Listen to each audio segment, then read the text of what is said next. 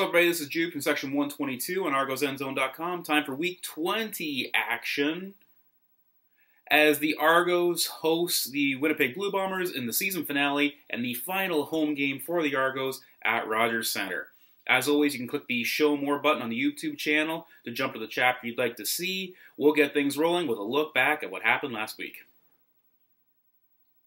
With the chance of a home playoff date still within their grasp, the Argos hosted the BC Lions last Friday night on All Hallows Eve against a team wearing orange and black. Just make your own jokes there.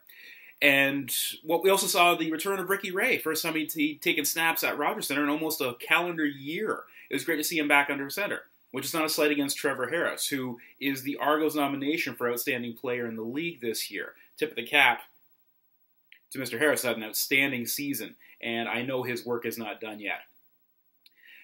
As I said, with the playoff home date within their grasp, the Argos, they pooped the bed, okay? It was frustrating to see. Ray was, in the same mold as Harris, was the slow, short passes, short gains, moving the chains. We didn't see the deep corner route he's known for. Hopefully we'll see it this week as he's had another week of playing time back under his belt, getting a little more confident with his arm and what he's capable of doing now after coming off that surgery. The kicking game was atrocious on both sides. It was BC had a punt blocked, returned for a touchdown. They had a field goal blocked. There was wide extra points, wide field goals. It was painful to watch on the kicking side of things. Swayze Waters, please come back soon. Please, please, please. The Argos lost by 2 points. There's an old saying in sports that you can't win a game on one play, but you can certainly lose it on one play, especially in the game of football. The Argos acquired 3 objectionable conduct penalties on one play. Now, this was, if you know the play I'm talking about, BC running back Andrew Harris came up the middle, and when he was tackled, he was on his back on top of the tackler. I think it was Jones that made the tackle. And the referee eventually blew him down, but when Smith came in to hit him, he had to come in low because Harris was already low. From a technical standpoint, his knee, his back, nothing had touched again except his feet. You could understand Smith wanting to finish the play, waiting for the whistle to come. He did, although, lead with his helmet, and then he and several other players started to complain to the official after the call was made. Now, I'm only 40 years old, and I've only grown up watching sports and playing sports, so bear with me. But has anybody ever seen any official in any sporting event reverse their call after a player complained about it? Show of hands. Yeah, me neither. I know you've got to play this game with emotion. I totally understand that. But make sure that emotion is channeled in the right direction. Channeled against the opponents. It's not the time to point out the referee. Really easy for me to say coming from the peanut gallery. I totally understand that. But holy crap, it was 3 additional conduct penalties on one play. Okay, and then with the Argos only lost by 2 points. Like that could have, the way that kicking game was going, if they had to kick a field goal, they may have missed that. Okay, that just makes my head hurt. Yeah, let's just move on. The Argos host the Winnipeg Blue Bombers in the series finale. Looking at the schedule at the beginning of the year, this game had the potential to be huge with playoff implications. The Bombers, of course, Winnipeg hosting the Grey Cup. They loaded up big time in the offseason with free agents trying to make that push. The Winnipeg Blue Bombers have not made the playoffs this year. The Argos are locked into 3rd place. They can't move up or down. This is the epitome of a nothing game. The goal here is to get some folks some work that you can see for next season for signing up, get the legs ready for some guys like Ricky Ray who haven't had a lot of playing time getting ready for the playoffs. But above all else, nobody gets hurt today. All right. So this game, in theory, is going to be really boring. Conversely, if we get enough of those people out there that are playing for jobs next season, you could see a lot of passion and emotion and energy in big plays. Obviously, we're going to hope for the latter. Now, this is, again, a lot of big things happening here. Again, it's the last game at Rogers Centre for the Argos as they're moving to BMO next year. It's the Purolator Tackle Hunger game, so make sure you bring your non-perishable food item into the game. It is a game full of Rogers Centre memories. Mike O'Shea is being recognized at halftime. as one of the all-time Argos. I don't think his number is being retired. I think it's being recognized. Well, he's going to the all-time Argos rafters. I don't think his number is being retired. I don't think so. But I mean, this is long overdue. The man had an outstanding career with the Argos, both as a player and a coach. So it's nothing but good things, nothing but love coming from me. A big O'Shea fan. First Argos jersey I ever got was a Mike O'Shea jersey. Jeez, I should have put that on. Anyways, so in terms of what we're looking for out of this game, again, because you're talking about resting guys that need to get some of the dings and bangs worked out, but also guys that you're trying to work some of the kinks out, getting ready for the playoffs. I couldn't even guess who's going to be dressed for either team. And so it's really difficult to predict what's going to happen here.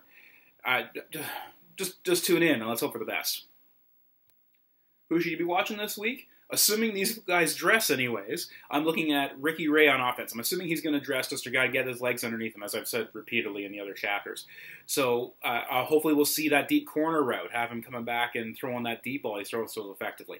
He does a great job of not forcing the ball. He finds his open man, gets his checkdowns in.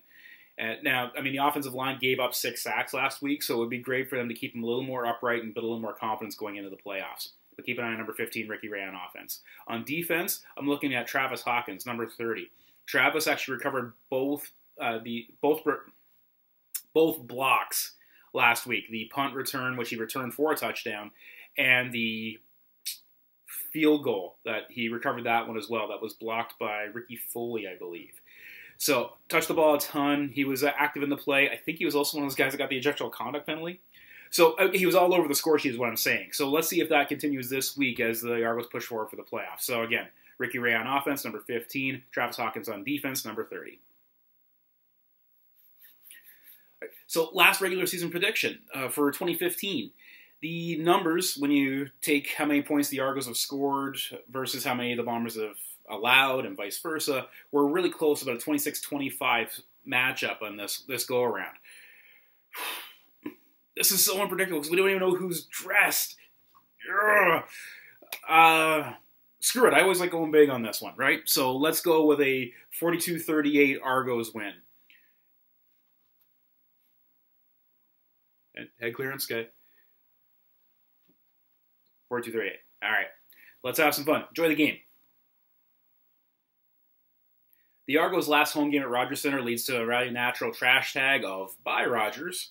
Now, I want you to share your Rogers Center memories. It could be good, could be bad. Just make it vivid, right? It could be the long lines through security this year. It could be the end zone losing their seat backs. It could be being removed from the building because you stood up and cheered. So, tweet at Argos Endzone using the Trashtag "Bye, Rogers," and let's see who's got the best Rogers story that can fit in 140 characters or less. And that'll wrap things up for the 2015 regular season. Hope you had some fun this year. We've, of course, got one more coming up, for at least one more, as the Argos will be part of the playoff picture here in the East.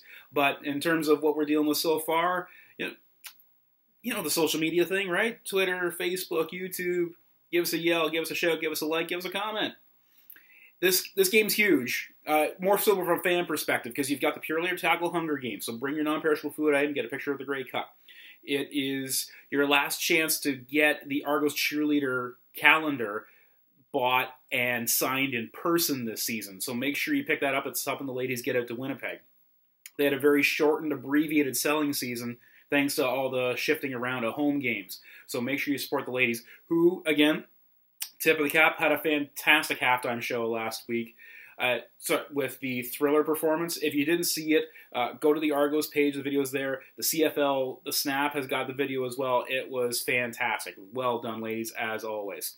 And it's Movember, and so make sure you grow your mustache. And it's Remembrance Day. And I can't believe I forgot my poppy. I swear I've got one. I can't believe I forgot the poppy for the whole bloody thing. But yes, I've got my poppy. Make sure you have your poppy. A tip of the cap to all those veterans who made the ultimate sacrifice for us. And of course, the ones still serving us today. A huge thank you from everybody here at Argos Endzone for everything that you do. Can't thank you guys enough. And the game itself, again, last game at Rogers, so there's tons of ceremony happening this game. The recognition of Mike O'Shea. I've heard retired players are coming back as well. So this is going to be a great game from beginning to end. Get there early, take it all in. It's going to be I'm not going to call it a wake, but it's a change of the guard. It's a huge change of the era. It's an end of an era from 1989 through 2015. Like, that's a heck of a stint. And hey, guys, let's enjoy the roof for one more game, right? Because it's going to be outside and cold this time next year down by the lake. So, 7:30 start on TSN. If you're in Toronto area or you can get there, do it. There's been a lot of hype on social media. It could be a really big turnout, which could mean a pretty decent 50-50. So come on out, cheer on your Argos, cheer on your cheerleaders, recognize those legends. Let's have some fun. Until next time, this is Jude from Section 122, ArgosEndzone.com, reminding you that we ride the rail.